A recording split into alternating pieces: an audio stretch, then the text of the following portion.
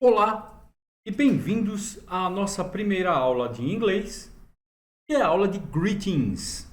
Hoje eu não vou dar nenhuma matéria para vocês, hoje nós vamos começar a trabalhar um pouquinho da língua inglesa. Hoje vocês terão um contato com a língua inglesa através dos greetings. O que são os greetings? Os greetings significam cumprimentos em inglês. Então hoje vocês terão um contato com os cumprimentos em inglês. Vamos imaginar a seguinte situação. Vocês estão numa festa, conversando com pessoas, numa festa, vocês começam a conversar com alguém e essa pessoa está falando em inglês. Vocês têm algum conhecimento da língua inglesa e já começam a trabalhar isso daí. Como é que vocês vão trabalhar os greetings em inglês para essa pessoa, com essa pessoa? Então, é isso que nós vamos ver hoje. Hoje vocês já terão um primeiro contato com a língua inglesa através dos greetings. O que são os greetings? Vamos começar com o primeiro greeting. O primeiro greeting é um greet. Greet significa cumprimentar. Como é que vocês cumprimentam uma pessoa pela primeira vez?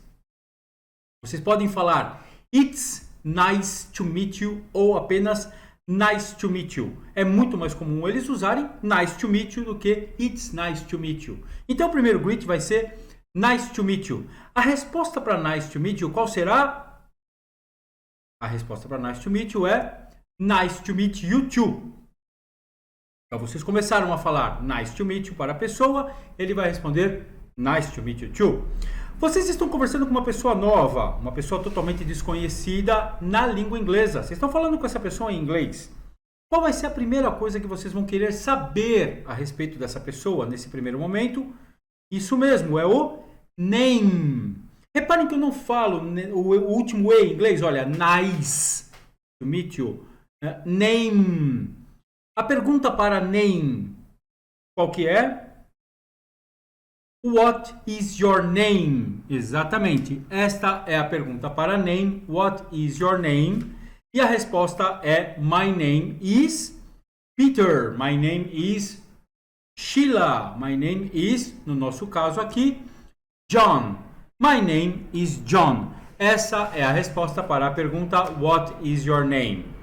Mas, por uma questão cultural, eles não se contentam apenas com o name. Eles precisam de mais alguma coisa, que é o que nós chamamos de sobrenome, ou no caso de inglês, último nome, que é o last name. A pergunta para o last name é What is your last name? Reparem, algumas pessoas falam last name por causa de uma questão de sotaque, mas a palavra name não é pronunciado com o último E. Eu não falo name, eu falo name. Ok? What is your last name? A resposta é muito parecida com o exemplo de cima. My last name is. No caso do John, my last name is Smith. O TH tem o som da língua no meio dos dentes assoprada. Smith. Então, what is your name? My name is John. What is your last name? My last name is Smith. Repeat after me. Nice to meet you. Nice to meet you too. What is your name? My name is John. What is your last name? My last name is Smith.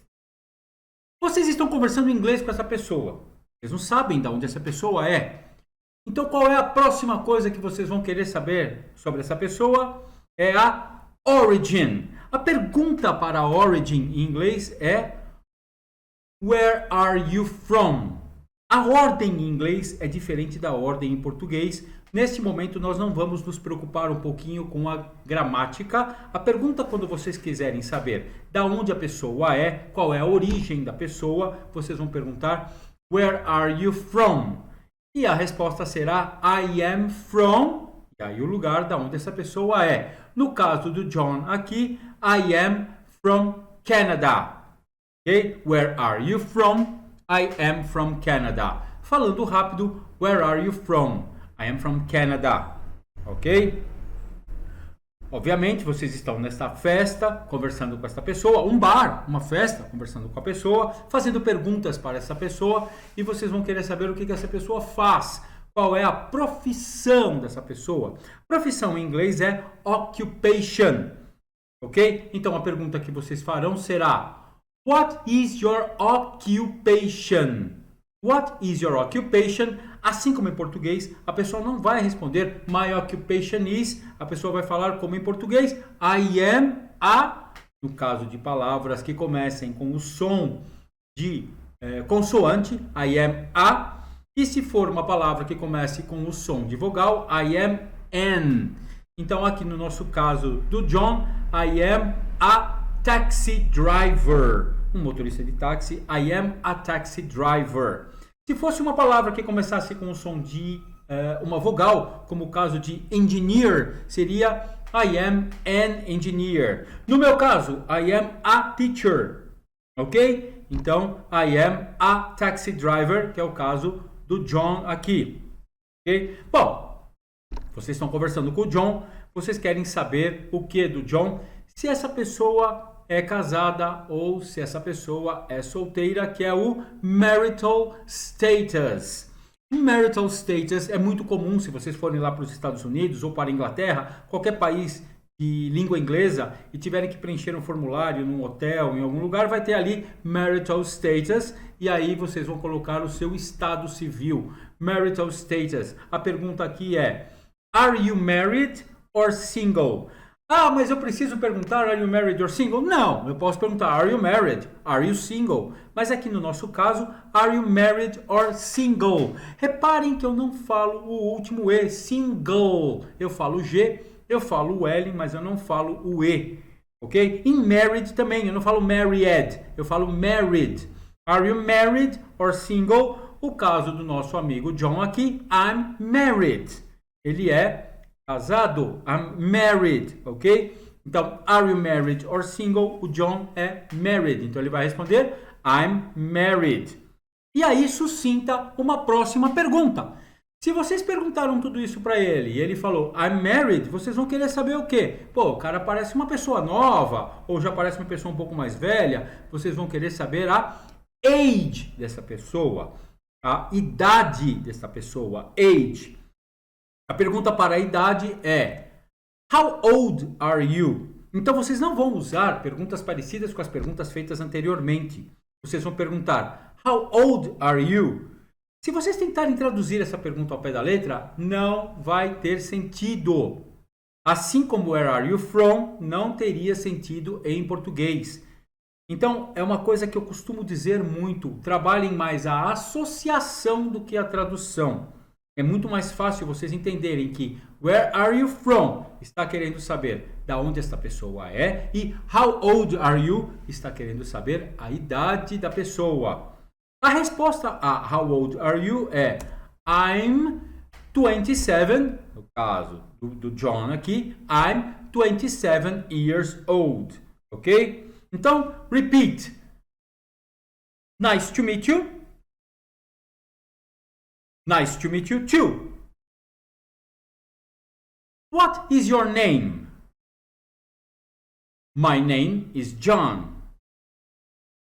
What is your last name? My last name is Smith. Where are you from?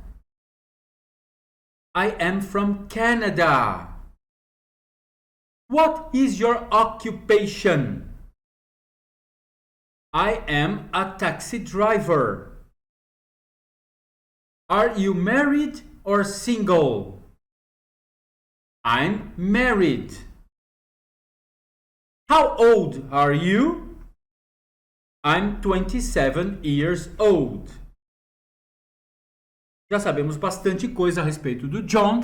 Agora nós vamos querer saber como é que nós podemos encontrar essa pessoa. Qual é o endereço dessa pessoa? A palavra endereço em inglês é address. E aí eu vou querer saber address. A pergunta é What is your address? Os endereços em inglês são bastante diferentes dos endereços em português. Eles são exatamente o contrário. Então, ao invés de começar rua o nome do endereço e o número em inglês é diferente. Eu vou querer saber, eu vou falar primeiro o número, depois o nome e por fim o tipo. Se é rua, avenida, se é uma alameda, o que é? Então em inglês vai ser um pouco diferente. What is your address? A resposta será: My address is 65 Golden Street. Então no caso do John aqui, o endereço dele é 65 Golden Street. Ao contrário é Rua Golden 65. Se for um apartamento, então será 65 Golden Street, vírgula, apartment 2. 65 Golden Street, apartment 2. E por aí vai. Então os endereços em inglês são o contrário dos endereços em português. Ok? Mas não vamos parar por aqui, né? A gente quer saber o endereço do John, mas a gente não vai até a casa dele. E se por algum acaso a gente quiser mandar uma mensagem, se a gente quiser ir até lá, telefonar para ele, ao invés de ir até lá, a gente vai querer saber o phone number, ok? E a pergunta é, what is your phone number? Ou what's your phone number? A gente pode contrair também, mais para frente nós vamos ver essas contrações aqui. What is your phone number? Em inglês, números de telefone são falados assim como em português. Número a número. Mas, se vocês tiverem dois números seguidos e iguais, duas unidades seguidas e iguais, vocês vão falar a palavra double. No caso do John aqui, nós vamos usar o double. My phone number is 22 55 88. Só para vocês entenderem como funciona esse double. Eles não têm, assim como nós, o meia. Então, se for o número 6, vai ser 6. Ok? Muito bem. Repeat after me. Repitam depois de mim. Eu vou falar bastante. Repeat after me. Nice to meet you. Nice to meet you too. What is your name? My name is John. What is your last name? My last name is Smith. Where are you from? I am from Canada. What is your occupation? I am a taxi driver. Are you married or single? I'm married. How old are you? I am 27 years old. Or I'm 27 years old. What is your address? My address is 65 Golden Street. What is your phone number?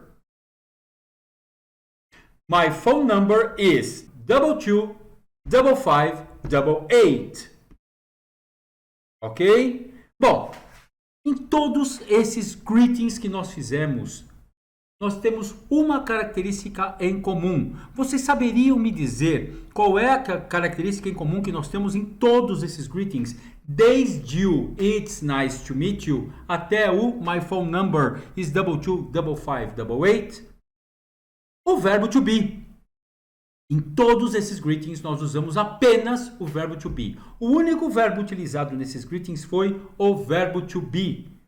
Ok? Então vocês podem ter uma ideia que o verbo to be é muito utilizado na língua inglesa, é o verbo mais importante da língua inglesa, se não também o mais difícil.